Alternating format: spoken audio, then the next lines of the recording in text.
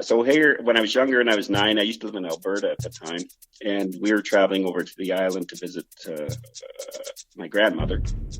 And we were going on the old highway. The Coquihalla Highway wasn't developed by that point, and it was the old Trans-Canada Highway. And while we were driving through, just before you hit the Mission area, there's these smaller lakes and larger lakes. They're kind of like chain lakes, but the small chain lake. You have a larger lake, a medium lake, a small lake, and then there's another one. But the road is kind of curvy. So you're having to, you're not driving 100 kilometers an hour around the road. You're having to drive fairly slowly. And as we were driving around this one curve, I looked over to this lake, and I come from a rich tradition of fighters, drinkers, and hunters, as far as the Thompson go. And so as we were driving around this corner, I'm in the vehicle with my siblings. I'm the youngest son of 3 older brothers. And I'm looking in the middle of a lake. It's a sunny day, blue sky, and it's a smaller lake. And in the middle of the lake is a moose. And I'm quite familiar with moose,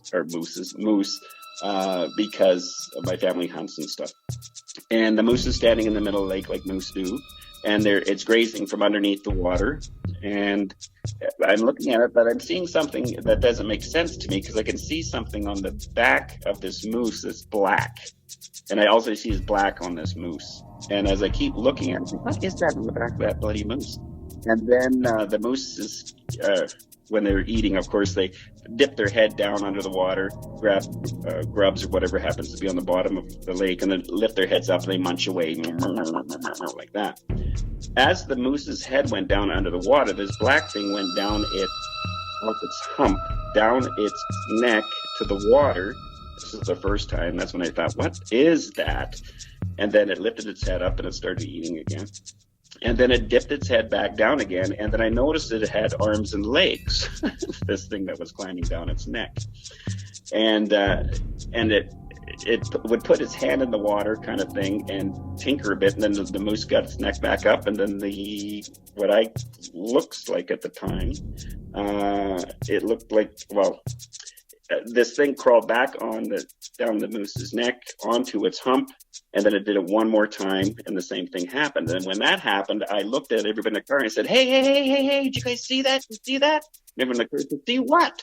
I said, you see that monkey on the back of that moose? They go, what monkey? That monkey on the back of the moose. And no, they didn't see it. Matter of fact, the first thing they did was they totally ridiculed me, and I shut up from that moment on. Now, what I would believe I was looking at was not a juvenile, but a toddler Sasquatch, and it was with the moose on its back. Now, who's going to tell the story to any of your friends about that? Not too many. Maybe when you're really drunk around a fire, and they're still going to laugh at it. So I'm not going to say nothing to anybody for quite a few years.